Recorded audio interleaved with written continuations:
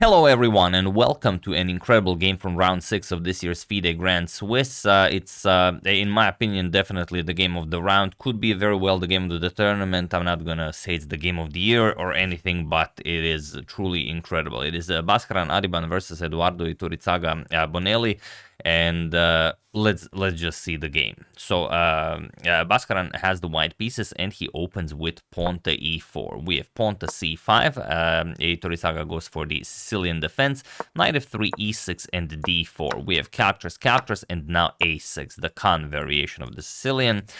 We have bishop to d3, the main line against the Khan. Bishop to c5, this is the Polugaievsky variation, and now knight b3 attacks the bishop. Bishop back to e7, and knight to c3. We have d6, and okay, the position has been reached before. Some popular games were continued with castles, pawn to f4, bishop to e3, pawn to a4, but here we have queen to e2. Very, very rare. We have knight to f6, and now there are a couple of more games that reach this position, but after pawn to f4, it is now, as of move 9, that we have a completely new game. So, okay, knight to c6, we have bishop to e3, and pawn to b5. So we might have castles on opposite sides of the board. If white castles queenside, black castles kingside, we have castles queenside and queen to c7 first. We have king to b1, always useful, and now rook to b8, preparing to advance the pawn to b4, pawn to g4, preparing pawn to g5, and pawn to h6, stopping that. So h4, preparing that, and now black even plays pawn to h5 himself. He doesn't want to wait for h5, and then g5, so he plays this, forces g5, g5, and knight g4 attacks the dark square bishop on d3, and this is also something that's really incredible about this game, how this bishop on e3 can constantly be captured, but really it can't. So here you might try something like rook hd1, as the rook is no longer useful on the h file, but not Adhiban. Adhiban plays pawn to g6. So how do you react to this? Probably safest is just the castle, but Iturrizaga goes for pawn to b4, attacks the knight on c3, and now g captures on f7. And okay, again, you might capture, but no, Eduardo goes for king to f8. He wants to use the white pawn as a shield, so you cannot attack the black king. But this allows for some very interesting tactics. We have knight to a4, getting the knight out of harm's way, and now pawn to e5. Putting pressure on this nice center. And now if you advance the pawn to f5, which looks like a great move, it doesn't really do all that much. You're just going to trade on e3, then develop the bishop, and the black will have a very nice game. However, here we have bishop to c4, and now how can black continue this? You should really capture the bishop on e3. Starting with that is definitely the way to go. But Eduardo played bishop to d7, and from this point on, black's position is just dead lost, and it's amazing how Baskaran Adhiban accomplishes that. So feel free to pause the video and try to find the winning idea for white while I give you a couple of seconds.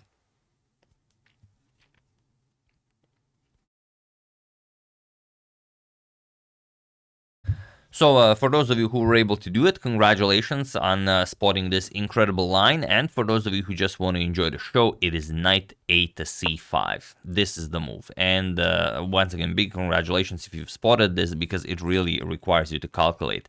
Point is that we have to see what happens if the bishop just moves. Okay, if you don't capture the knight, can we do that? So let's try this. Well, no. After knight to e6 with check, forks the king and the queen, you will have to give up the bishop. Now the pawn is nicely defended. And after, let's say, captures and captures, there's really no good move that you can play here. Capturing an f4 queen captures doesn't really do all that much. The king will be stuck here. You will have very nice pressure on the d6 pawn. If you try something like rook to h6 and don't capture on f4, then f5. Now your king is stuck here. Your rook cannot get into the game. The bishop is useless. It's a really bad position for black. So you can't just do nothing. So d captures on c5 was played, and it is objectively the best move. But now what was Adhiban's idea? Rook captures on d7. So he has to continue happily sacrificing pieces in order to accomplish his opera game. Queen captures on d7, and now knight captures on c5. And here is the big question. Do you play bishop captures on c5 and allow this bishop to come to c5, thus creating the bishop pair from hell, or do you just move the queen? Well, there is no good square for the queen, and this is probably the hardest variation to calculate in the game. Let's say you play queen to d6, which is the top move recommended by the engine. Knight to e6 check comes, and now you are forced to capture here. So king captures, now comes bishop to c5. The bishop does get to this diagonal, and after the queen moves, as this is the only square available to the black queen, now you even bring the knight into the rook into the game. And after the queen moves, now you go knight to g5 with check. This is now a double check from the bishop and the knight. King to f8, and now bishop to e6, attacking the queen. And once you move the queen, and there really aren't all that many great squares for the queen. For example, if you go here, then you can even capture the knight, and then black cannot recapture due to knight to e6 check, winning the black queen. If you go to e8, which is also can be done, then bishop to d7 comes, and now look at how you trap the queen. Queen to g6, queen to c4. Now take away all the squares from the black king, and now knight to e6 check will just be deadly. So whatever you play, as you don't really have a move, let's say rook d8, even f5 can be played. And now after queen f6, now you're going to go knight to e6 check, and that's it. King to g8, knight captures on d8, opens up a discovery here. King to h7, you're just going to collect all the material, and that's pretty much it. If bishop captures on c5, queen captures, and you're down a piece in a terrible, unplayable position. So that's the hardest part to calculate in this game. What happens if you don't capture? So that's what happens. So he had to capture, bishop captures on c5. Now comes bishop captures. You have to block, knight to e7, and now rook to d1. The rook comes into the game with tempo on the d file, same as in Morphy's famous Opera House game. Queen to c6, and now queen to d3, offering a full bishop. But of course, it cannot be captured because queen to d8 would be checkmate with a very nice queen sacrifice. So instead we have pawn to g5, freeing up the g7 square for the king, and also if black somehow survives this, you might get a passed pawn at the end of this line. And what do you play here? Well, objectively best is just bishop captures on b4. It comes with pretty much the same idea that the bishop cannot be captured, because if you capture, then queen to d8, check, king g7, and now you capture the rook on h8, and after king captures, f8 queen, and after king to h7, you capture on e7, and now everything just falls. King to h8, rook to d8 with check. You don't even have to go for material because it will be checkmate. So what happened after g5 was not bishop captures on b4, and also, yeah, if you just do nothing, then queen to a3 will be incredible. I mean, look at this bishop pair, and then it will be even further empowered by the queen on a3. Amazing stuff. But Adhiban wanted to finish the masterpiece now, and he played queen to d8 check. He sacrificed his queen, which objectively might not be the most precise way to do it, but it is very hard to defend this. Rook captures on d8 was played. Rook captures with check, king g7, and now rook captures on h8. Now threatening to bring the queen into the game with f8 queen, and even if you capture the rook, it doesn't help you. If you don't capture the rook, it doesn't help you. So what's the only way to defend? Knight to g6, and now rook to g8 with check. King to h7, and now pawn to f5, kicking out the defender of the f8 square. But now knight to f8, a very tricky defense by Eduardo, forcing Adhiban to waste a move here. Bishop captures on f8, and now the real reason why the queen sacrifice does not work. Here, black can actually defend this position, but I mean, who would find this in a position like this? Feel free to pause the video and try to find the only defensive resource for black to survive the game while I give you a couple of seconds.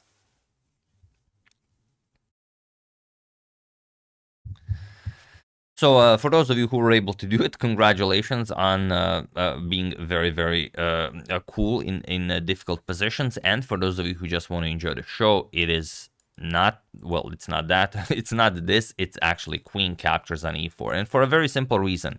After queen captures on e4, yes, you are threatening checkmate, everyone can see that, but the point is, after rook to g7 check and king h8, once you play b3, you have a perpetual queen e1 check followed by queen to c3 check. That's the point. Queen e1 check, queen to c3 check, and you have a perpetual. In the game, after bishop captures on f8, he did not capture on e4, he played a queen captures on c4, which seems like it's the exact same idea, only you grab a piece, and you might even end up having winning chances. Like we said, maybe g captures on h4, ends up giving black a passed pawn. The problem is now it doesn't work, and because of rook g7 check, king to h8, okay, they repeat a few times, rook to g7 check, king h8, and b3. Now look at this, queen to f1 with check, king b2, and you don't have this perpetual, so you have to waste the move to prepare it. Queen to e1 was played, and now it seems like, okay, now white plays something and I get my perpetual. That's how this is going to end up. But no, now actually Adhiban has bishop captures on b4, and you don't have the b4 pawn. And now, sorry, not right away. First, the position was repeated once again, and now bishop captures on b4. And now you don't have a perpetual, and f8 queen is coming. How do you stop this? Well, queen captures on b4, stops f8 queen, but now rook to g8 with check, king to h7, and f8 queen. Finally, Adhiban gets the other queen into the game. Queen captures, rook captures, and now g captures on h4. So even this now has to be played out, because now, how do you stop the passed pawn? Well, Adhiban says it's not a problem whatsoever. Just pawn to f6. And now, the reason why you stop the pawn is that after h3, f7, and now the threat is rook to h8 check, followed by f8 queen, so you have to stop this, but now still rook to h8. Incredible stuff here. King captures on f7, rook captures on h5, and the pawn is now stopped. Even if you get it to h2, doesn't really matter. White just starts pushing, and the queen side pawns are much faster. At some point, even if you somehow get the king to g2 and promote this pawn to a queen, the rook will sacrifice itself for the queen, and then you will your passed pawns on the queen side will win the game. So after f6, king to g6 was played. Now comes pawn to f7, and now knight to f6. Now this is a trick.